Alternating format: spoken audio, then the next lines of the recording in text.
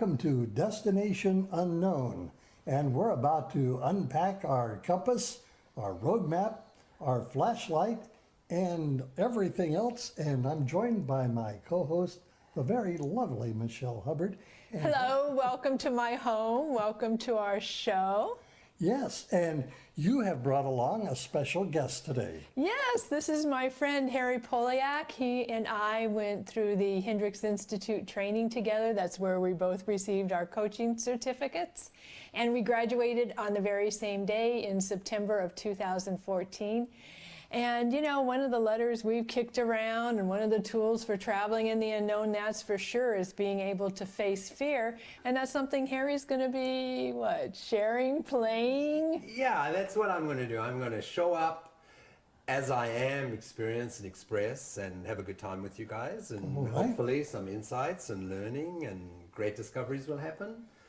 And we'll enjoy it. All right, so we want to talk about fear. Yes. What are some of the misconceptions about fear, and how do we address fear when it does enter into our lives?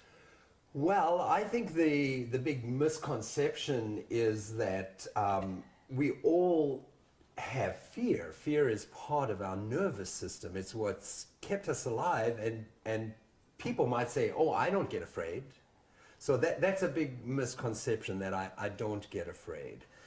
And sorry, could you just repeat that other aspect of the question? The misconceptions, and Yes. how do we really face our fears? How do we address our fears when they do come into our lives?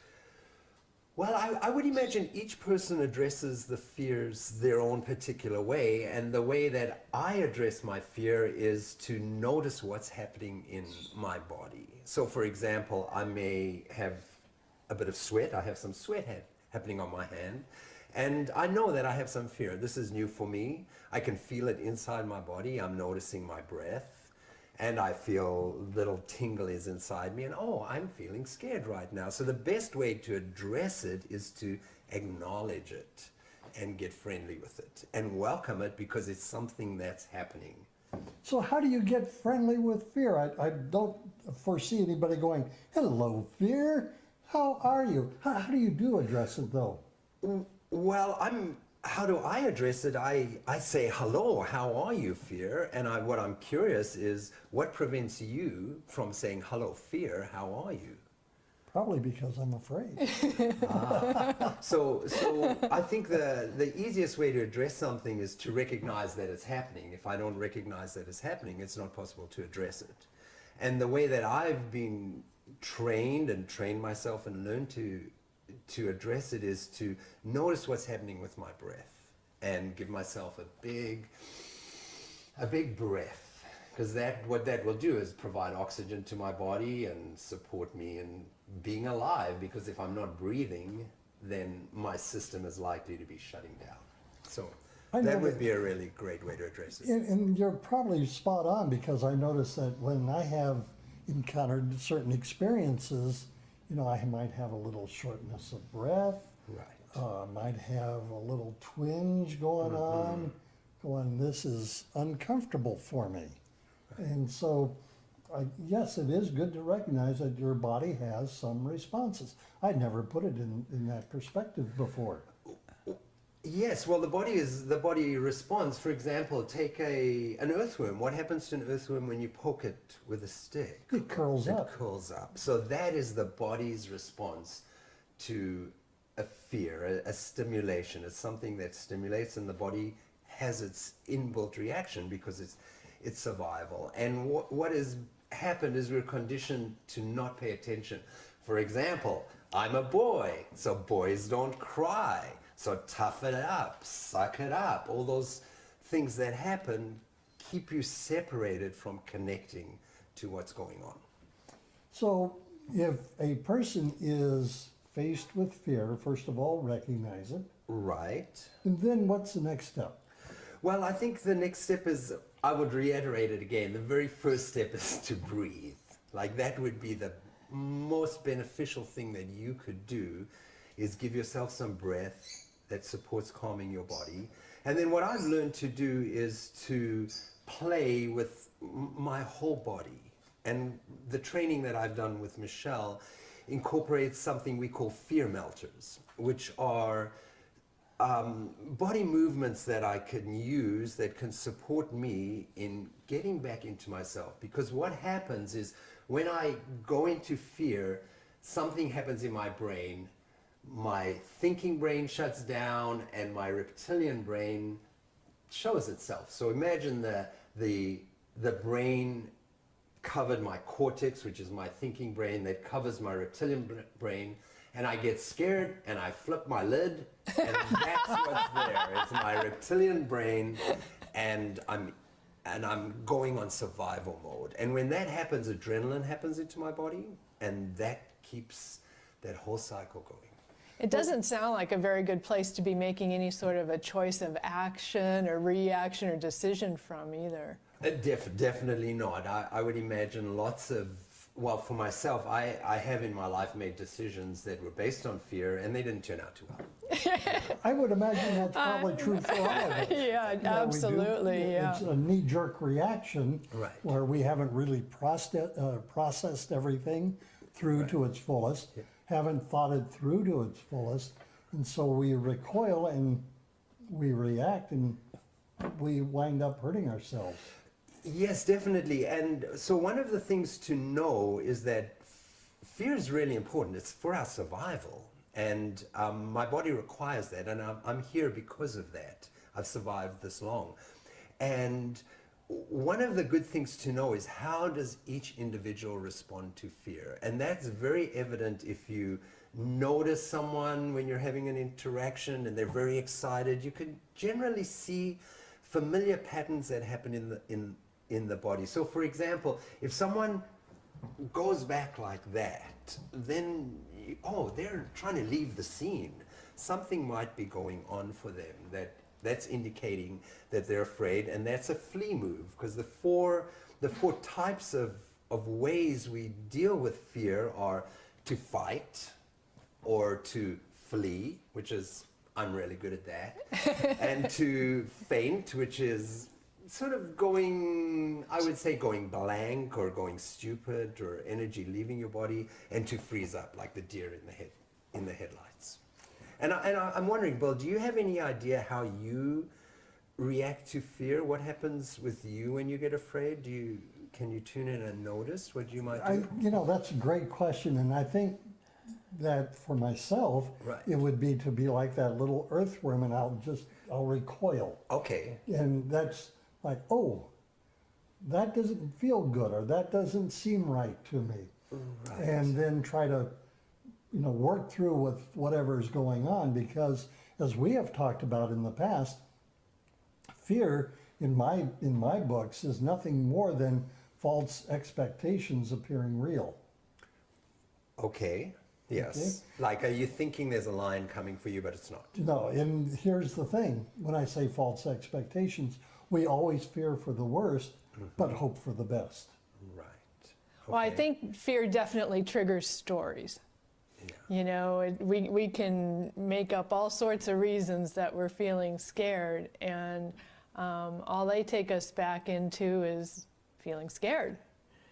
So I like being able to do a breath that'll kind of unwind my belly and the knots that are starting in there, and all of a sudden my head's a little bit clearer. So I'm not hearing about, okay, this is this, and so I'm scared of it, and when I did it before, I really messed it up, or all of the places fear can take me. Well, I remember this goes back many years ago. I was learning how to fly, of all things. Okay. And it came time for me to do my very first landing. I'd mastered the takeoffs very well. But on my first landing, was talk through it, and here's what you need to do. Make sure your flaps are down, and reduce your airspeed. But doggone it, if I didn't skip across the runway 6 times, I did it so well. Then the instructor, pushed in the throttle, and we built up speed. We circled around. Said, now try it again. And for maybe about 20 seconds, I froze. Right, which seemed to me like when you said I get poked, I noticed you went like that. Yes. And that's a freeze. I'm frozen. And then I heard you say, well, I can work through it. And I'm wondering, how can you work through something when you're actually frozen? Well, for me, the frozen part is split second. Yes. It's like, oh, okay. Right. And also you had someone there to support you, so Correct. you were in your support system. And what happens when you have no support?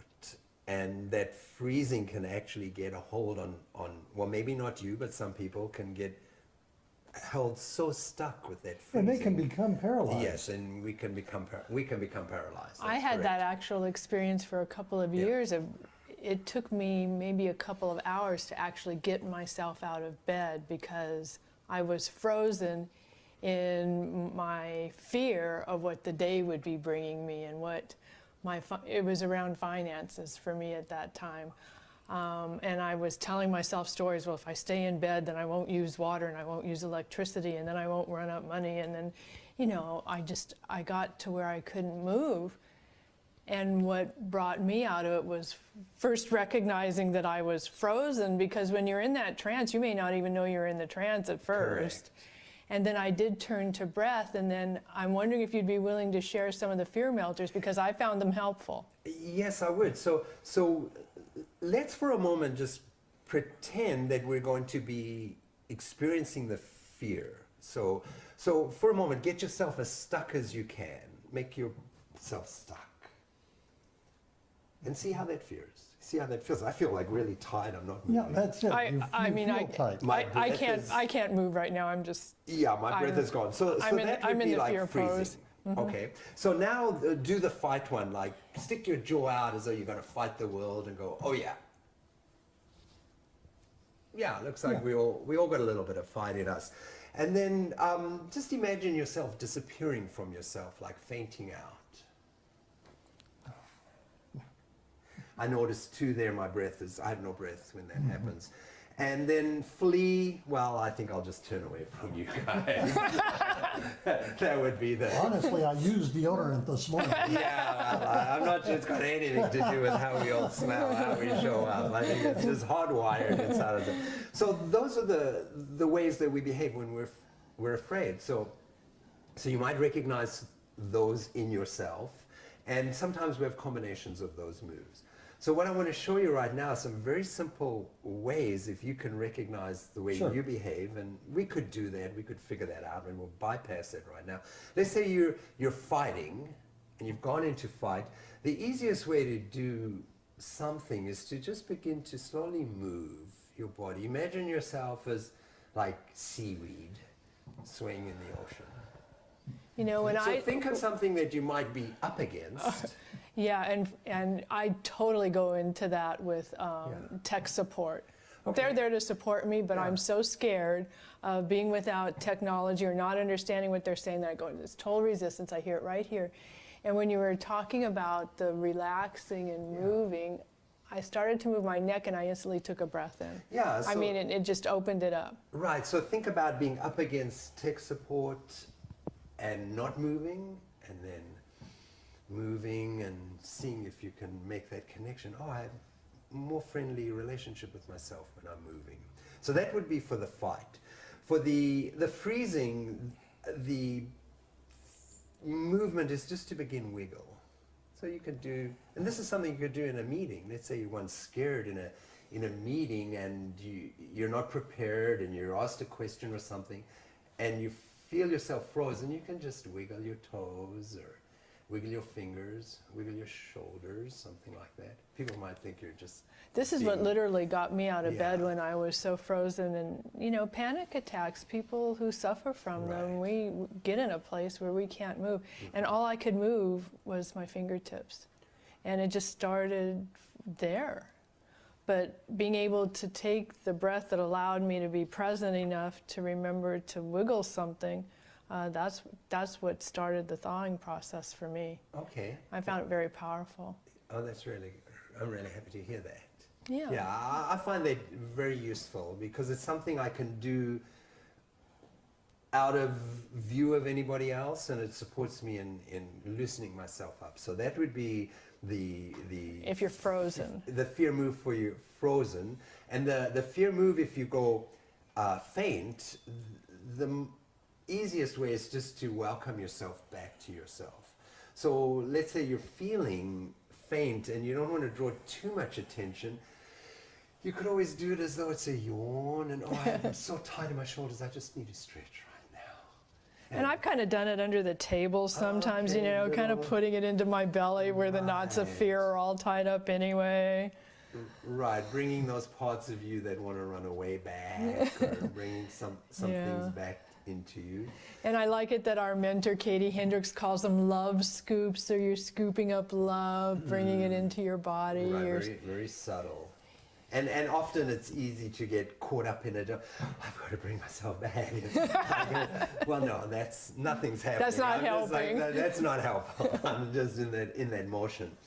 And then for fleeing, which I have a very big flee, and I think it's also related to my history of origin. I've come from a family of refugees that fled 3 times both from the Ukraine, from Russia, and from Poland during the Bolshevik Revolution, and I fled from South Africa. So it's very, very, very well defined in me, fleeing. And the appropriate way for me is to just really feel my feet to the ground, like get myself and feel my weight and give myself some weight. It's very difficult to Literal run grounding. away if I give myself some weight.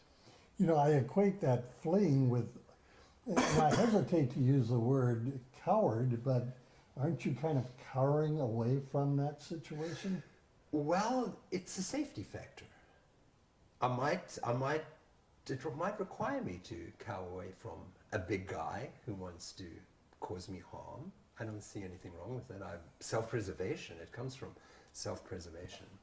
And that cowering, what is it about the idea that there's something wrong with cowering? Do we have to face life in such a way to always challenge it and put ourselves at risk? I'm more than willing to cower away from you if I feel threatened and my survival is at stake. And my fear is supporting me in doing that. Well, in running away from a situation, that's almost, to my way of thinking, that I don't want to deal with this, and so I'm just going to kind of shove it off to the corner and ignore it. There's that aspect, and sometimes that happens. Sometimes we choose to, and maybe that's okay for the moment if you recognize that you're doing that. And a way to come out of that is to do the fear melters and move and get some breath in you and get your body opened up and open all the cerebral fluids. You know, we're living systems, we're a nervous system, and we forget that. We forget that we're an energetic nervous system housed in a body. And the joint is the most amount of space that you'll find in the body. So giving lots of space to your joints supports you in giving lots of space to the problems you're running away with or pushing aside. And sometimes we don't even know we're doing that.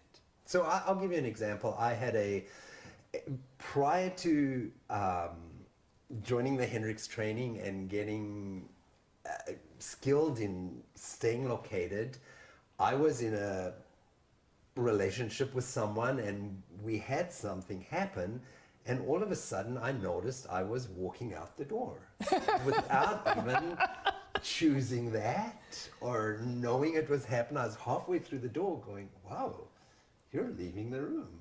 What's happening? And that was, oh, something's up here. Turned around, said, I'll be back. Took some breath and came back, and from that place I started discovery. So it's something that was wired inside of me, deeply wired, that I actually in those moments had no control over. All right, so let me ask you this. If we have these certain triggers in our life that prompt fear, is it a good thing maybe to stand up and confront the fear? Well, I think it's a good thing to I'm not sure about confronting the fear, because confronting feels like I'm going to fight something if I'm confronting it.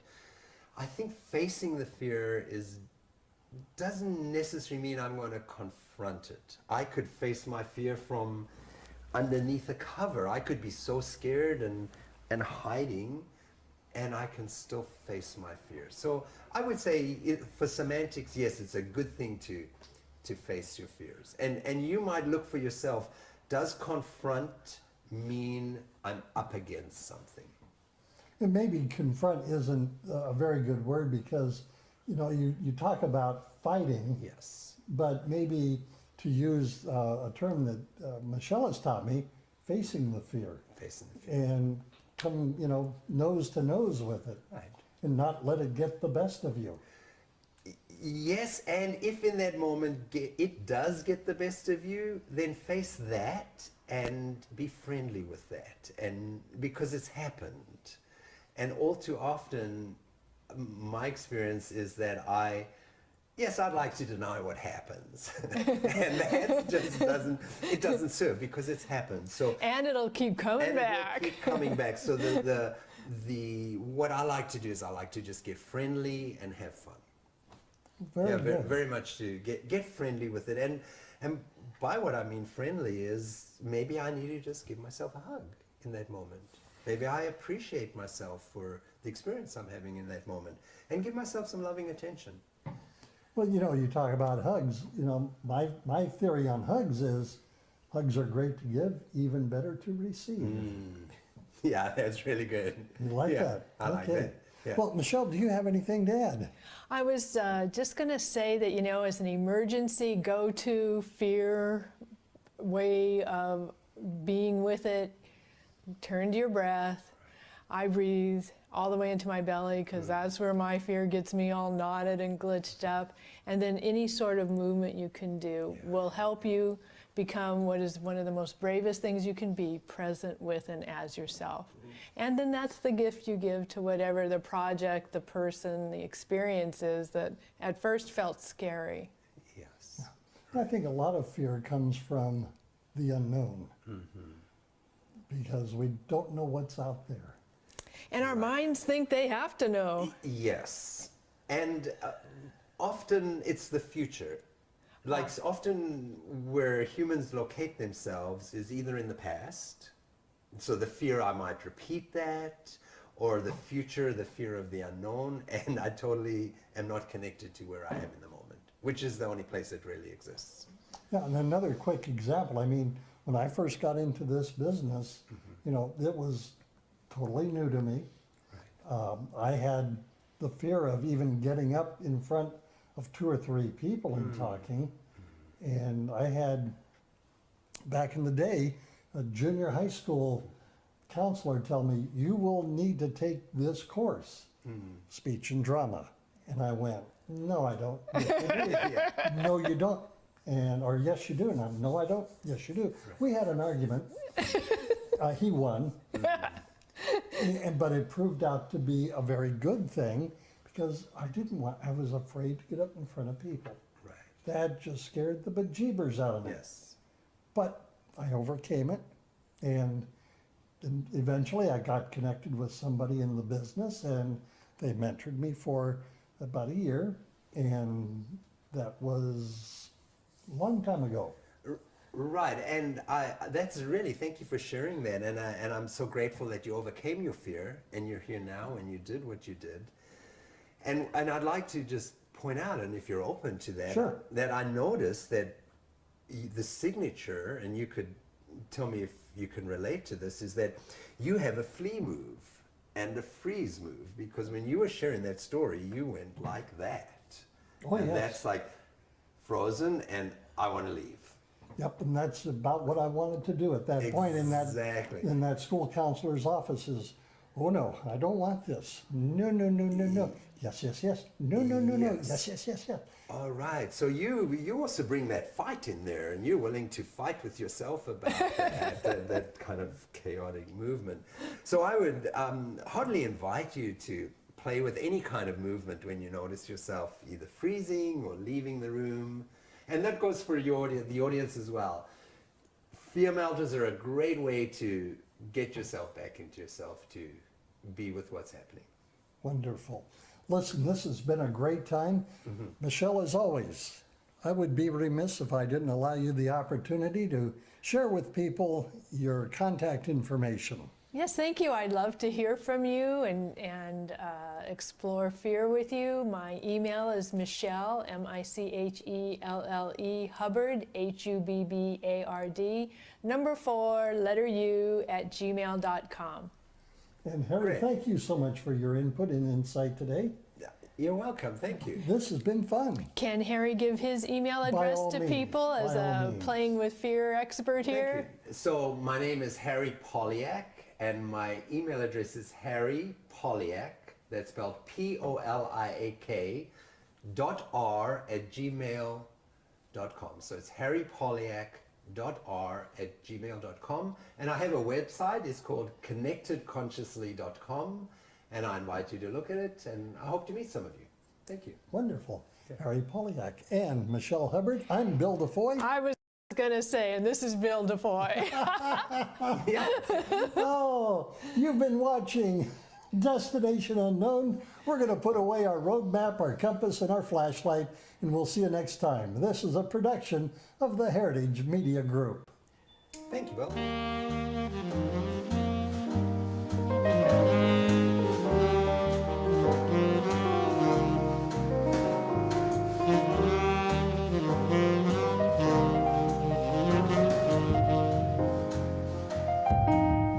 Mm-hmm.